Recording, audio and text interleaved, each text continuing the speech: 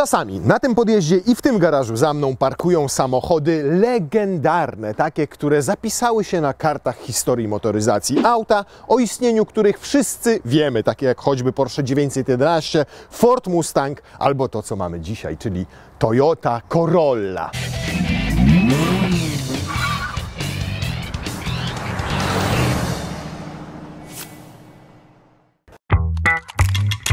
Szukasz nowego samochodu? Zajrzyj na autoplaneta.pl. Na stronie znajdziesz setki nowych modeli dostępnych od ręki. Link w opisie tego odcinka. Dzień dobry. Już po 2 latach już mnie nie kocha. Mamy już Corollę hatchback, mamy Corollę kombi, mamy Corollę sedana, a teraz mamy Corollę cross, czyli SUV-a. Po cholerę Toyocie kolejny SUV, skoro ma Yarisa Crossa, skoro ma RAV4, skoro ma CHR-a. No więc ten samochód według samej Toyoty jest dla tych, dla których CHR jest za mały, a RAV4 za duża. Jeżeli spojrzymy na rozmiary, to wszystko by się zgadzało. Zbudowano go na płycie Corolli CHR-a, czyli rozstaw osi jest dokładnie taki jak w tych samochodach, ale auto jest o 7 cm dłuższe od CHR-a, ale 14 cm krótsze niż RAV4. Jest 3 cm szersze od CHR-a, ale 3 cm węższe od RAV4. Jest wyższe od CHR-a o 6 cm i niższe od RAV4, zgadliście, też o 6 cm. Nawet prześwit, słuchajcie, jest idealnie pomiędzy RAV4 a CHR-em, bo wynosi w tym wypadku 16 cm, a CHR ma niespełna 15 cm, a RAV4 18 cm. Jeżeli o samą stylistykę chodzi, no to trzeba przyznać, że Toyota nauczyła się projektować samochody może nie oryginalne, ale przynajmniej ładne i estetyczne, bo jak patrzycie na nią z przodu, na niego Corolla Cross, na nią z przodu, to wygląda naprawdę fajnie. My mamy wersję Premier Edition, czy tam First Edition, czyli najbogaciej wyposażoną i macie tutaj czarną obramówkę grilla z takimi ładnymi wstawkami jakimiś plastikowymi, co prawda, ale w kolorze szarym, tudzież srebrnym. Macie lampy biledowe z paskiem świetlnym, a nawet z dynamicznymi kierunkowskazami. Ponoć. Zaraz sprawdzę, jak to działa, bo z zewnątrz to nigdy kierunkowskazu nie oglądałem w tym samochodzie. Jest dynamiczny? Jest dynamiczny. O! LEDy. I to już jest pasek LEDowy, a nie pojedyncze LEDy.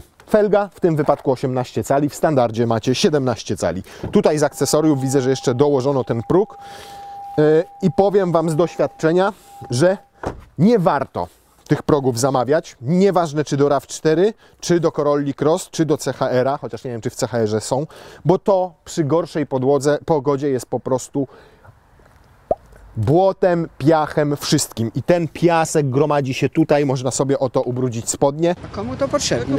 I po co i na co to komu, skoro i tak próg tutaj macie bardzo ładnie osłonięty drzwiami, jest guma, a sam próg nie zdaje egzaminu praktycznego, ponieważ on powinien być w samochodzie wyższym, żeby dzieci mogły sobie wygodniej wsiadać, a tutaj jest na tyle nisko, że dzieciak każdy da sobie radę bez tego progu. Zauważcie, jak szeroko otwierają się drzwi. Prawie pod kątem 90 stopni w stosunku do nadwozia, w związku z czym wsiadanie tam powinno być nieco łatwiejsze, a to sprawdzimy później. Bagażnik też jest większy niż w CHR-ze. Niestety w tym wypadku tylko o 32 litry, ponieważ mamy wersję z napędem na 4 koła. W wersji z napędem na przód jest większy. Tutaj ma 390 litrów, tam ma 432 litry. Natomiast jest aż 190 litrów mniejszy niż w RAV-ce, a jednocześnie tylko, słuchajcie, 30 litrów większy niż w Corolli hatchback. Corolla kombi ma znacznie większy bagażnik. Tutaj mamy dodatkową matę akcesoryjną, którą możemy sobie odłożyć na bok. Co tutaj mamy? No tutaj mamy oczywiście coś na marchewkę, tu można ziemniaczki umieścić, tutaj pietruszkę, to można wyjąć i pod spodem nie mamy nic, tylko kabel wysokiego napięcia, który doprowadza to napięcie do silnika elektrycznego, który jest na tylnej osi, ale o tym powiemy nieco później. Sprawa przedstawia się tak, że na szczęście jest głęboki, w związku z czym tutaj, zobaczcie, jest normalnie za progiem schowany i jeszcze druga taka waliza też nam wejdzie, więc trzeba przynajmniej uczciwie przyznać, że te 390 litrów to praktyczne 390 litrów. Tu można sobie pochylić oparcie tej tylnej kanapy i to jest rzecz wspólna z RAV4, bo w CHR-ze nie możecie pochylać sobie oparcia tylnej kanapy. Ono tutaj w 2 pozycjach pracuje.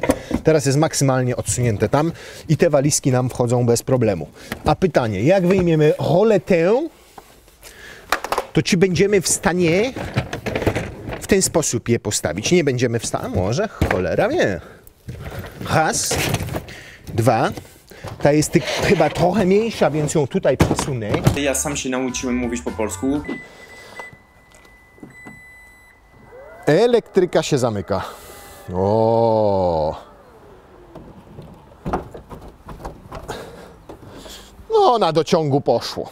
Więc on tylko na papierze naprawdę wygląda na 390 litrów, ale jest bardzo ustawny, bo tutaj trzecia taka duża walizka wejdzie. W związku z tym, że mamy duże te walizki, to podejrzewam, że nawet jak będziecie mieli dziecięcy wózek, ja już dzięki Bogu takiego nie posiadam, to tutaj naprawdę praktycznie się zapakujecie. On ma po prostu ładny, prostokątny kształt. Co więcej, ma bardzo niski próg załadunkowy, jak na crossovera czy tam SUV-a, bo to tylko 72 cm i to akurat znacznie mniej chyba nawet niż w CHR-ze, który ten tutaj zderzak ma nieco bardziej podniesiony. Haczyk 1, haczyk 2, miejsce na gaśnicę. Przez przypadek im chyba tak wyszło, ale nawet tutaj nie lata, słuchajcie.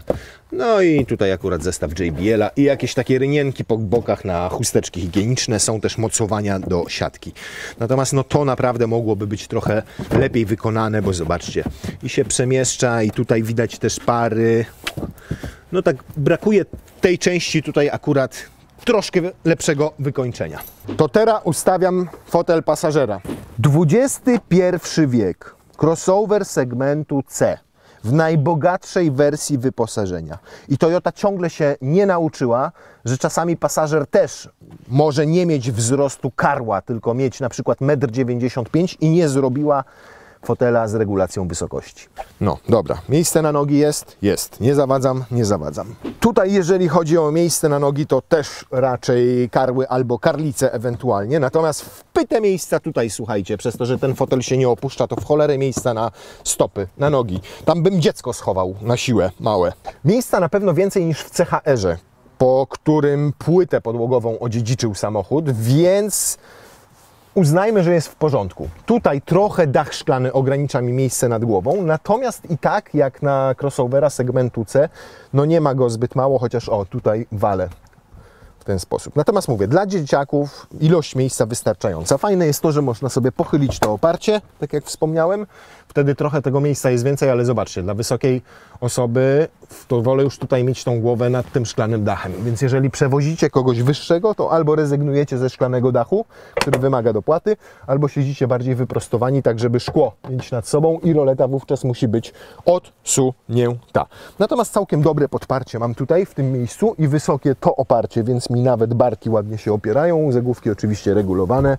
Cup holder, podłokietnik, nic specjalnego, nic nadzwyczajnego. Szkoda, że oparcia kanapy nie składają się w stosunku 40-20-40, tylko 60-40, więc jak chcecie przewieźć na przykład dłuższy przedmiot jakiś, to nawet nie macie tutaj rękawa na narty, więc nie pojedziecie w 4 osoby. Jak narty wieziecie, no to musicie złożyć tę część tutaj. I nie ma płaskiej podłogi. I to też wada. Zobaczcie, tutaj się pojawia taki duży próg. Więc na przykład przewożenie mebli z Ikei będzie nieco bardziej utrudnione. Za to widoczne ładnie ISOFIXy. Niestety nie na klapeczkach, które się odchylają, tudzież za materiałem, tylko na plastikowych przykryciach, które potem będą się wszędzie poniewierały. Zobaczcie, tutaj jest kieszeń w tym fotelu, w oparciu, a tutaj jej nie ma. Wiecie dlaczego? Dlatego, że zaoszczędzono właśnie na takich elementach. Tutaj około 20 eurocentów, około 2 euro zaoszczędzono na regulacji, na tym, że nie ma tutaj regulacji wysokości tego fotela i dzięki temu ten samochód jest bardzo tani i kosztuje tylko 180 000 złotych w tej wersji. Ale ma nawiewy za to tutaj z tyłu i 2 gniazda USB-C, żeby mogły dzieciaki sobie ładować swoje instrumenty. Wykończenie? Zobaczcie na to piękne przeszycie, które tutaj jest tak zrobione. Widzicie? To jest właśnie domena Japończyków. To wyniesiono z Lexusa. Ręcznie wykonane przeszycie. Oczywiście ręcznie przez wtryskarkę. Ten element tylko tutaj jest miękki, żebyście łokieć mogli oprzeć. Ale są cup holdery. Są 4 cup holdery łącznie. Bo tam są w tym podłokietniku środkowym i jeszcze tutaj po 2. Akurat do tych dzieciaki fajnie, bo mają łatwy dostęp. Buteleczka i odkładamy. No, ale przynajmniej Toyota stosuje już nowoczesne przyciski i szyba ma system automatycznego domykania. O, widzicie, i sama się otwiera. I cała się otwiera, ponieważ drzwi są tak skonstruowane i tak skrojone, że cała ta szyba wchodzi, to akurat jest fajne. O, tutaj jest trójkącik dodatkowy. I uwaga, dziecko rączkę wsadza, a wy zamykacie szybę i... Nie zabije dziecka, nie utnie mu rączki. No ten szeroki otwór drzwiowy to tak dobry, ale dla dzieci rzeczywiście. Tutaj jakość tego boczku jest już znacznie lepsza. Tam sam plastik, a tutaj już miękkie przeszycie. To jest, zobaczcie, taka ala skóra, ala guma. Co tu się dzieje? Rozłącz się, Lenar, z tym samochodem. To przeszycie już jest prawdziwe, nie zrobione przez wtryskarkę, tylko przez maszynę do szycia. To jest plastik, ta część, ale tutaj znowu pojawia nam się miękkie i tu jest plastik dokładnie taki jak RAV4, no, nawet ta rączka jest dokładnie taka jak RAV4, tak mi się wydaje, no i oczywiście przyciski do sterowania szybami. No nie ma co oczekiwać w tym segmencie fajerwerków, jeżeli chodzi o materiały. Dobrze, że ta część jest miękka i ta część jest miękka. Jeżeli chodzi o jakość deski rozdzielczej, to powiem Wam, że jestem nieco zaskoczony, bo na przykład w CHR-ze tańszym to wszystko jest miękkie, przyjemne, finezyjne. Są fajne wstaweczki w bocznych drzwiach. Takie jest uczucie wręcz w CHR-ze premium. Podobne wręcz jak w Lexusie UX, bo to są podobnej wielkości samochody. Natomiast tutaj no kurde, no poważnie. Ta część tutaj jest miękka. O, tu, ta część jest miękka. A to na przykład już jest nawet twarde, tutaj z boku. Więc zaoszczędzono ewidentnie trochę na materiałach. Wygląda przynajmniej czytelnie i jest intuicyjne w obsłudze. No takie przyciski naprawdę do ogrzewania foteli. Przecież takie to miały radioadaptery w latach 80. UKF. AM teraz włączyłem. Grzanie kierownicy dla odmiany jest normalnym, ładnym przyciskiem. A szkoda, bo naprawdę tu jest czytelnie, jest estetycznie, klimatyzację obsługuje się prosto, bo ma normalnie fizyczne przyciski i pokrętła, jest dwustrefowa. Ładnie, ładnie. Sam ekran, słuchajcie, to też już zupełnie nowy system. Ma nawet Apple CarPlaya i Android Auto bezprzewodowe. Zobaczcie, nic nie jest podłączone, ale nara telefon dalej działa. Może na przykład zadzwonimy do jego żony i zapytamy, jak nas słychać. No cześć, kochanie, co u Ciebie? Dobrze nas słychać, Klaudia? No, dobrze. Wyraźnie? Dobrze, doskonale. W stereo nadajemy. Cieszymy się bardzo, pozdrawiamy Cię serdecznie. Lenar jest grzeczny, dzisiaj wyjątkowo na zajęciach. I Toyotki nowy interfejs. Zapożyczony troszkę z tych nowych Lexusów, na przykład NX-a i RX-a. Jeżeli nie widzieliście, jak się nimi bawiliśmy, to sobie tutaj kliknijcie statyczną prezentację RX-a. I to wszystko naprawdę fajnie, szybko działa. On ma zdecydowanie szybszy ten interfejs, dużo szybszy procesor i możecie tutaj sobie naprawdę sporo rzeczy poustawiać. Wreszcie jest to przyjemne, wreszcie nie ma tu jakichś przycisków dotykowych po bokach, które psują cały efekt, tylko ekran jest w HD, duży, 10,5 cala, jest czytelny. Dodatkowo, słuchajcie, ma usługi online oraz już aktualizuje się w chmurze, czyli żeby zaktualizować nawigację fabryczną, to nie musicie jechać do serwisu, tylko ona, kiedy jest update, to automatycznie sobie z sieci wszystko zasysa. Mało tego, sam interfejs również się aktualizuje, sam system nawigacji i mało tego, nawet aktualizują się wszystkie systemy wsparcia, parkowania, kamer i tak dalej, również w chmurze, więc nie jedziecie do serwisu. Nowością, i to nowością na skalę globalną w Toyocie jest ten ekran, czyli 12-calowy, 12,3 cala i jego już można sobie konfigurować, bo jest w pełni cyfrowy. Może sobie to odpalmy najpierw. Możecie sobie niezależnie skonfigurować to, co będzie wyświetlane tutaj. Zobaczcie na przykład, wchodzę sobie w ten sposób. Tu na przykład chciałbym, żeby mi wyświetlał tylko na przykład informacje podróżne. To sobie, tu jest chwilowe zużycie paliwa, to wyłączę i co? Dobrze. Tu na przykład chciałbym, żeby mi wyświetlał co? Co tu może wyświetlać w środkowej? Komunikaty, nie chcę komunikatów. Tempomat niech mi wyświetla, dokładnie. Niech mi tutaj wyświetla tempomat. A tu na tym prawym chciałbym, żeby mi wyświetlał na przykład, wspomaganie jazdy nie, nawigację też nie, bo ją mam na dużym ekranie, wynik eko też nie, a zużycie paliwa niech będzie w takim razie. A to sobie wszystko wyłączam. I zobaczcie, i mam teraz w tym momencie tu ciśnienie, nawet opon świetnie, naprawdę.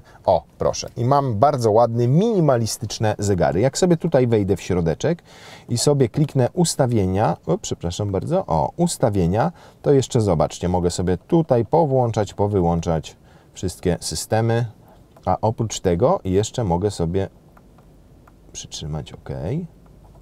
typ licznika na przykład i mogę sobie zmieniać ten typ licznika. Czyli już mam naprawdę kilka ustawień wreszcie, tak żeby to sobie spersonalizować. Ja tu wolę ten klasyczny z 2 zegarami. I jeszcze jedną ma nowość ten samochód i to też jest nowość, która debiutuje w nim na skalę światową. Przed Państwem globalna premiera, pierwszy od 15 lat, autorski silnik diesla Toyoty. Żartuję. Nowy patyk po prostu dali do podpierania maski. Ale zapomnieli wywiercić dziurę, w której można byłoby go zamocować. Oh Jesus. Silny, gdzie to powinno być? Ty jesteś majster. O matko, tutaj. To jest właśnie to budowanie crossoverów na platformie hatchbacków. Generalnie Corolla zwykła ma tutaj mniej więcej w tym miejscu. Tutaj trzeba było podnieść błotniki, podnieść światła, w związku z czym Kia się mocuje tutaj tak nisko, a nie na wysokości lamp tudzież zderzaka. Widzicie, to wszystko jest tutaj obniżone, ale w sumie to dobrze, ponieważ dzięki temu mamy niższy środek ciężkości. No dobra, nie diesel, tylko hybryda. 5. generacji i to jest jej globalny debiut. Cały układ opiera się na znanym już z Corolli i akurat niezmodyfikowanym silniku 2.0 wolnossącym o mocy 152 koni, ale do tego silnika dochodzą jeszcze 2 elektryczne. Jeden tutaj z przodu przy silniku i on ma 112 koni mechanicznych i jest jeszcze jeden drugi tam przy tylnej osi w naszej wersji, choć występuje również ten samochód w wersji tylko z zapędem na przednią oś. I jak sobie dodacie te liczby, to się okazuje, słuchajcie, że to auto ma 305 koni mechanicznych, 305 w SUV-ie segmentu C. Nieźle, co? No nie jest tak dobrze, bo łączna moc to 197 koni mechanicznych, ale i tak nieźle. No 197 koni versus chyba 185 w Corolli, więc ta moc wzrosła. Kierownica mogłaby mieć trochę szerszy zakres regulacji, jeżeli chodzi o wysokość. To już jest maksymalnie jest podniesiona i tutaj mam kolumnę i wręcz momentami zawadzam ją nogą. Pozycja jest dosyć wysoka, jak na crossovera. Ja bym chciał, żeby na przykład jeszcze ze 2 cm można było obniżyć ten fotel, albo przynajmniej, żeby nie było szklanego dachu, żebym miał ciut więcej miejsca nad głową. Ale generalnie, na przykład w fotelik wsiadam i jest wygodny, co rzadko się u mnie zdarza, to świetnie podpiera mi również barki, bo jest wysoko tutaj poprowadzony. I to jest akurat plus. I pierwsze wrażenie, słuchajcie, jest takie, że naprawdę ta elektryka tutaj jest mocniejsza. Nawet jak startujecie, jak się zatrzymamy się tutaj do zera i kładę delikatnie nogę na pedale gazu, to naprawdę samochód jakby żwawiej rusza do przodu. O, i teraz dopiero włączył się silnik spalinowy w momencie, kiedy weszliśmy tutaj w power. A wszystko to efekt tego, że konstruując tę hybrydę 5. generacji, Toyota założyła sobie, że będzie zrobiona bardziej z myślą o europejskich klientach, którzy jeżdżą trochę dynamiczniej. Dlatego nie tylko podniesiono moc tych elektryków, nie tylko łączna moc zestawu jest większa, ale także trochę inaczej działa przepustnica. Po to, żeby samochód szybciej reagował na dodanie gazu. O, zobaczcie, to jest naprawdę delikatnie tylko pokładę nogę na pedale gazu, a on po prostu odjeżdża do przodu. Co, ja jestem w jakimś trybie sportowym? Nie, to jest tryb sportowy. O, jak się wyświetla na zegarach. O, to mam tryb Eco. O, i teraz rzeczywiście reaguje z troszkę większym opóźnieniem w tym trybie Eco, ale jeżeli go biorę sobie w normala, no to już jest znacznie, naprawdę znacznie lepiej. A tu oczywiście możecie sobie obserwować, jak wygląda zużycie energii. A ciekawe, słuchajcie, jak włączymy, ile mamy tej energii w baterii? Mamy takie 3/4. To ciekawe, jak sobie włączymy tutaj tryb EV, bo taki mamy, czyli to jest EV Mod, jak będziemy w stanie szybko pojechać tylko na elektryce. Tu chyba dalej już nie mogę, bo jak tutaj bardziej... A nie, zobaczcie, teraz już wyłączył EV i włączył silnik benzynowy.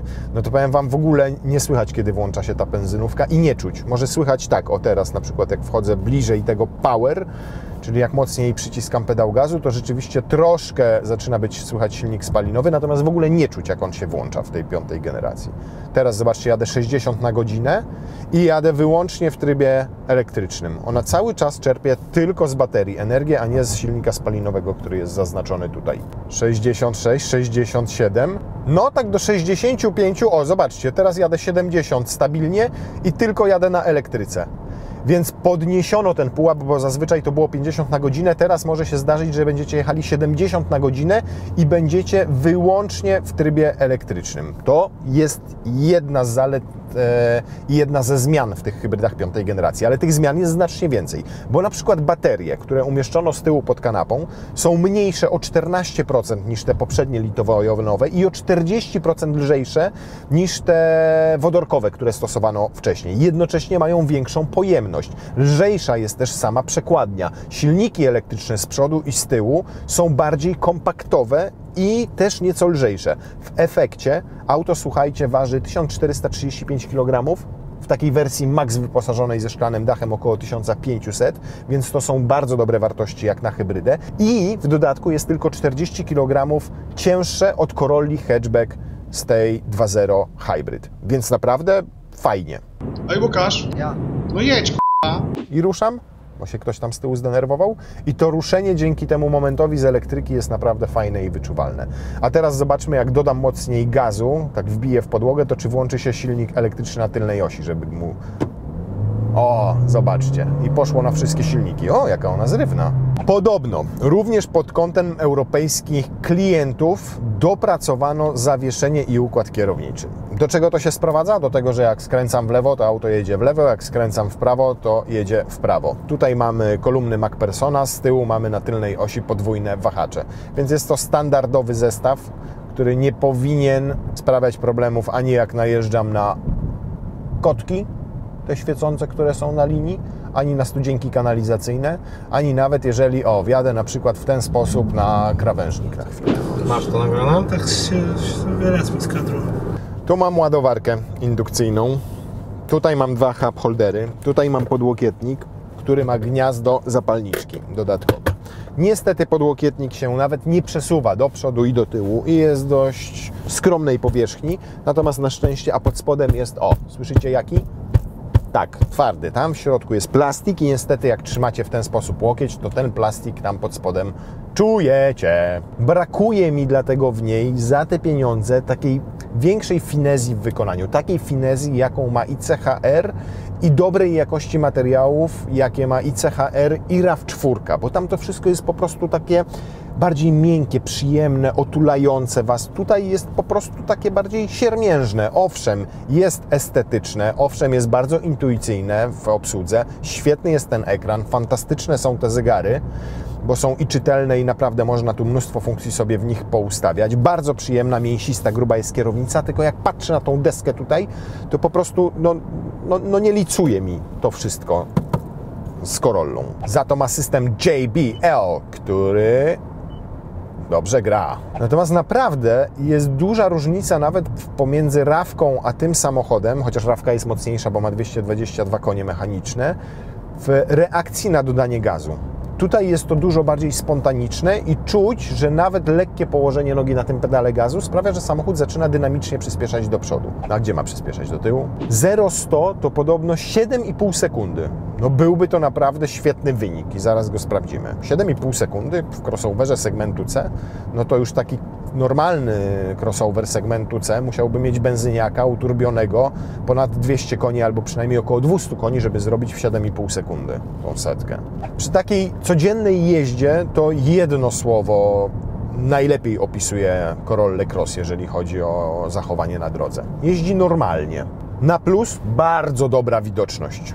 Duża przednia szyba, dosyć wąskie te boczne słupki. Tutaj mam jeszcze takie małe screeny, lusterka, które są ogromne, jak na crossovera segmentu C, więc widoczność jest naprawdę gigantyczna. Jedzie teraz obok mnie nasz wóz reporterski i słuchajcie, widzę go całego, jeszcze po bokach mogłyby dwa stać samochody i jeszcze też bym je widział, więc lusterka fenomenalne. Do tyłu wszystko widzę, choć ta szybka z tyłu jest dosyć mała, natomiast te z tyłu jeszcze przy bagażniku są też wizjerki, więc na boki i tutaj widoczność jest świetna. Naprawdę moment obrotowy z tych silników elektrycznych czuć nieźle.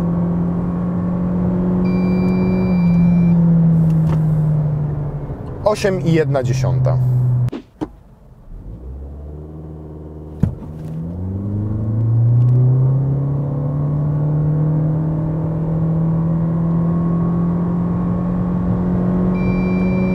Osiem i 3, czyli jednak tu było pod wiatr. W tamtą stronę było z wiatrem. No to czyli nie jest to 7,5 sekundy, przynajmniej w przypadku naszego egzemplarza i z silnym na tylnej kanapie. Jak jedziecie w trybie D, to zdejmiecie nogę z pedału gazu i widzicie EV kontrolkę, czyli samochód jedzie w trybie elektrycznym. Jak weźmiecie w B, to wtedy załącza się silnik spalinowy i to B służy generalnie do hamowania silnikiem, na przykład jak zjeżdżacie ze wzniesienia w górach. Teraz czuję zakręt i zobaczcie, mimo że delikatnie dodaję gazu, to pracują oba silniki elektryczne. Reset. Spalania. Tam na bocznych drogach to takie 4,5-5 litrów będzie, podobnie w mieście. Hybrydy lubią miasta, bo tam większą rolę odgrywają te silniki elektryczne wówczas i nawet 70% czasu w takim zakorkowanym mieście to będziecie głównie operowali elektryką. A pytanie, jak to będzie przy takich 120 km, na przykład właśnie na drodze ekspresowej. Nie jest zbyt cicho, to już możemy powiedzieć, bo nawet przy tych 120 czuć po prostu i opory powietrza, w sensie hałas płynący od powietrza i przede wszystkim tam od dołu, ale to jest specyfika też i Toyoty RAV4 i CHR-a. One po prostu nie należą do najcichszych. W CHR-ze chyba jest najciszej z tego wszystkiego. Przy okazji Corolli Cross wprowadzono też Toyotę Sense trzeciej generacji, czyli wszystkie te systemy wsparcia kierowcy poprawiono. Co to oznacza? To oznacza, że na przykład radary, te, które są z przodu i tutaj w lusterku, mają lepszy zasięg, kamery lepszą widoczność, szerzej widzą, rozpoznają też obiekty 3D. W praktyce oznacza to, że samochód lepiej trzyma się swojego pasa ruchu, lepiej rozpoznaje wszystkie linie, wcześniej zaczyna hamować i bardziej płynnie i tak bardziej elegancko, a nie nagle, kiedy pojawia się przed nim przeszkoda. Tyle teorii, a teraz ciekawe, jak będzie wyglądała praktyka. O, fajne jest to, że jednym przyciskiem dosłownie uruchamiam sobie asystenta jazdy autostradowej. Tak. Co kilometr mogę sobie zmieniać, proszę bardzo, mamy ustawione na 120. Tutaj dystans sobie reguluję, wszystko mi ładnie wreszcie się wyświetla na tym centralnym wyświetlaczu, a nie jakimiś ikonkami. Te nowe systemy też polegają na tym, że na przykład jak włączę kierunkowskaz i zacznę sobie zjeżdżać na lewy pas ruchu, to gdyby ktoś mnie wyprzedzał, to samochód też to wyczuje i nie pozwoli mi zmienić pasa ruchu. Dodatkowo, jak na przykład jedziemy z jakąś większą prędkością, i wyczuje nawigacja i wszystkie systemy, że jest zakręt przede mną i on jest ostrzejszy, to samochód też odpowiednio przed tym zakrętem zwolni. I jeszcze jedna nowość się pojawiła, mimo że nie mamy tutaj elektrycznych klamek, tak jak na przykład w Lexusie RX czy NX, to jest tutaj ten system, który ostrzega na przykład przed zbliżającym się rowerzystą z boku i wtedy co prawda nie blokuje drzwi, bo nie jest w stanie, bo nie ma elektrycznych klamek, ale daje sygnały dźwiękowe i wizualne ostrzegawcze o tym, że jedzie ktoś z lewej strony. Średnia z jazdy drogą ekspresową 120 na godzinę, 5,4 litra. Co najmniej dobrze, szczególnie biorąc pod uwagę, że mamy sporych rozmiarów samochód, crossovera segmentu C z napędem na 4 koła, który ma prawie 200 koni i robi setkę w 7,5 sekundy według producenta, według nas w około 8 sekund. 5,4. Naprawdę super wynik. 120 stabilna jazda. Jak będziecie jechali 140, to będzie to około 6 litrów. W mieście i na bocznych drogach zamkniecie się w 5 litrach. Więc nawet przy tym niewielkim zbiorniku paliwa, który tutaj w tym wypadku ma tylko 41 litrów, to i tak możecie liczyć na zasięg około powiedzmy 700-800 km. Ten zbiorniczek wcale nie musi mieć 60 czy 70 litrów, naprawdę te 40 litrów mu wystarczą. Zobaczcie, jaką fajną ma nawigację, tę wbudowaną, ona jest w chmurze i ona jest regularnie aktualizowana. Nie macie wprowadzonego celu, ale ona już Wam podpowiada, na przykład, że za 1,5 km jest MOP ze stacją benzynową, z miejscem, gdzie możecie sobie napić się kawy albo coś zjeść. Za 4 km jest zjazd na Grodzisk Mazowiecki, kolejny zjazd jest za 12 km i z biegiem czasu, jak jedziecie, to tutaj te dane się zmieniają. Bardzo fajne. No i czytelna ta grafika, ładna, prosta, taka w stylu googlowskim. Więc nareszcie, Toyota, witaj w XXI wieku. No dobra, to sprawdzimy jeszcze jedną rzecz. Ma asystenta parkowania. Zobaczcie, jakie ma tutaj... O, już znalazł miejsce? Tylko włączyłem, ale numer. Jak? Start, naprzód, start. I co? Zwolnij hamulec, aby ruszyć. What? Słuchajcie, ma 12 czujników ultradźwiękowych naokoło. Teraz naciskam pedał hamulca, bieg na R, wszystko podpowiada. Puszczam. Nic nie robię, nic teraz nie naciskam. Ma 12 czujników ultradźwiękowych naokoło, chyba 10 czy 11 kamer. I zobaczcie, jak to działa. W ogóle stanąłem przy miejscu parkingowym, które od razu znalazła. było na wysokości słupka B. Naciśnij pedał hamulca. Zmień bieg na D. A, będzie prostowała teraz, tak? Się. Bo tam ma za mało miejsca, żeby mógł wysiąść pasażer. I teraz znowu pedał hamulca. I ry. Dobra. Jak puszcza. Idealnie, słuchajcie, wpasowuje się pomiędzy linie na drodze. Zobaczcie. Tutaj widać z kostki brukowej. No więc jeżeli jesteście ostatnimi fajtłapami, ale jaja! Nawet jeżeli jesteście ostatnimi fajtłapami w parkowaniu, to ten samochód zrobi to po prostu za was. Przy pomocy tych wszystkich kamerek. Jeszcze jaka wizualizacja. Ja jebię. To dobre. No dobra. To pozostała nam do sprawdzenia jedna rzecz. Napęd na 4 koła, bo to jest tak, że w tych hybrydach jest on realizowany wyłącznie przez silnik elektryczny, który jest na tylnej osi, tyle że w tym przypadku, w tej hybrydzie 5. generacji, znacząco go wzmocniono, bo ma tam już 41 koni i 84 czy 85 Nm momentu obrotowego. Oczywiście nie wystarczy to do jeżdżenia bokami na przykład, ale powinno wystarczyć w takim crossoverze typu C, choćby do wyjechania z Zaspy Śnieżnej, do zjechania z utwardzonej drogi i pojechania po luźniejszej nawierzchni. I to sobie sprawdzimy. Zawieszenie podobno też skonstruowano z myślą o klientach europejskich. Ma lepiej wybierać się równości. No i powiem wam, że zobaczcie, jedziemy 9 dyszek i do tych MacPhersonów z przodu i podwójnych wahaczy z tyłu nie można mieć zastrzeżeń. Ło! I nic nie trzeszczy, i nic nie stuka w tym plastikowym wnętrzu. No powiem wam, jestem w szoku. Oczywiście nie macie tu żadnego trybu terenowego, tylko jak wjeżdżacie, no to musicie patrzeć, kiedy się włączy ten elektryk tutaj. Już się włączył, jakby wyczuł. Kałużę przejeżdża? Przejeżdża. Uwaga, w kałużę wjeżdżam. Przejeżdża? Przejeżdża. Ale będzie ładnie upaćkana. Prześwit nie jest spektakularny, bo to te 16 cm, o których wspominałem. No ale w dziury wjeżdża, no. Zobaczcie, i mamy błoto.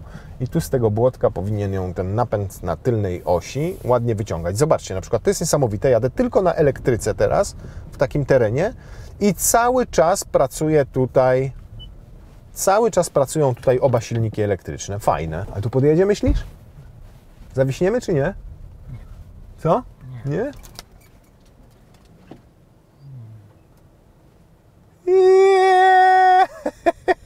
I fajne jest, zobaczcie, te kamery, które ma, to one mogą służyć też do tego, żebyście widzieli mniej więcej, jak wygląda teren.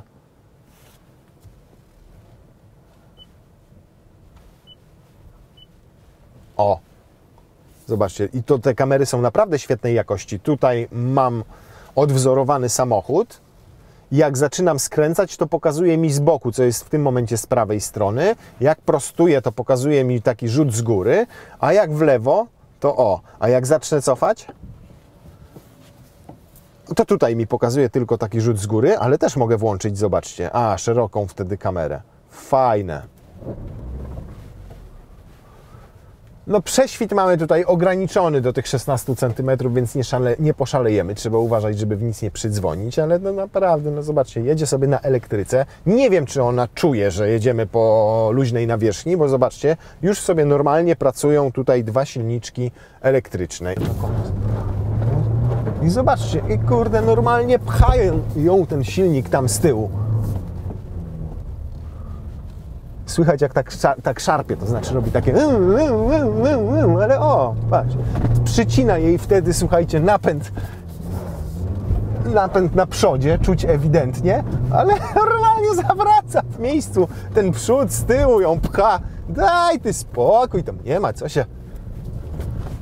A tu ciekawe, czy podjedzie, tu jest taki luźny piach, zobaczcie, z tej strony i jest taka górka, i tu na przykład taki przednionapędowy samochód już miałby definitywnie problem, szczególnie jakbyśmy się zatrzymali i teraz mieli podjechać pod tę górkę.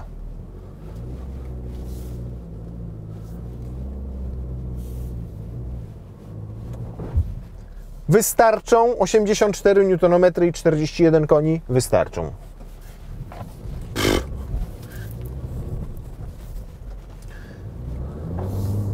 wjedziecie nie tylko w lekki teren, ale nawet do piaskownicy pod blokiem. I przez górkę przejedziecie. I zwisy ma jakieś takie w miarę, że nigdzie tu nie trzemy. Dobre, co? Bokami nie pojeździcie, ale naprawdę ten silniczek elektryczny na tylnej osi plus ten prześwit spoko wystarczą.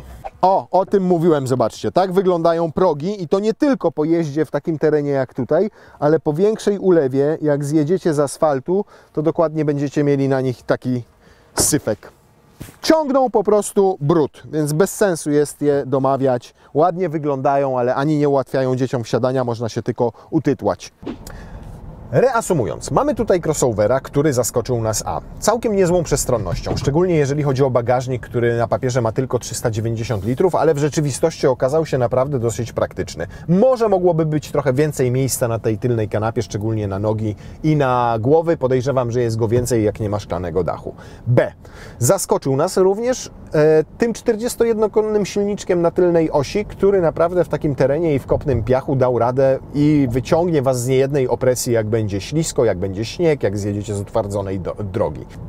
Zaskoczył nas tymi rozwiązaniami tutaj. Nawigacją w chmurze, która bardzo fajnie działa, systemami wsparcia kierowcy, tymi wszystkimi kamerami, asystentem parkowania, który elegancko działa i to też jest fajne.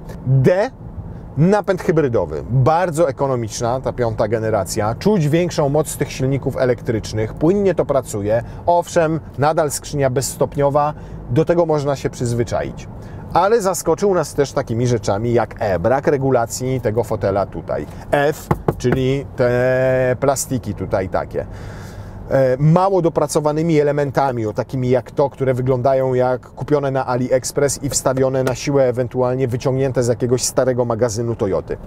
Generalnie udany, fajny, rodzinny samochód. Dla kogo? Rzeczywiście, dla tych, dla których na przykład CHR jest za mały, oczekują od samochodu mniej finezji. Mnie osobiście się mega CHR podoba, bo jest fajny w środku, mięciutki, przyjemny, takie wrażenie premium sprawia. To auto nie sprawia w ogóle wrażenia premium, natomiast sprawia wrażenie i jest w rzeczywistości od CHR-a jakieś 25-30 tysięcy złotych droższe, ale w CHR-ze nie dostaniecie wersji z napędem również na tylną oś. Tam jest tylko napęd naprzód. W alternatywie macie RAV4, która jest lepiej wykończona, mocniejsza, bo tam są 222 konie mechaniczne i przestronniejsza. Przede wszystkim bagażnik tam ma 590 litrów, a kosztuje 20 tysięcy złotych więcej. Natomiast jestem skłonny uwierzyć w to, że dla niektórych RAV4 po prostu do takiej codziennej jazdy, głównie po mieście, będzie samochodem za dużym, a ten gabaryt ma idealny.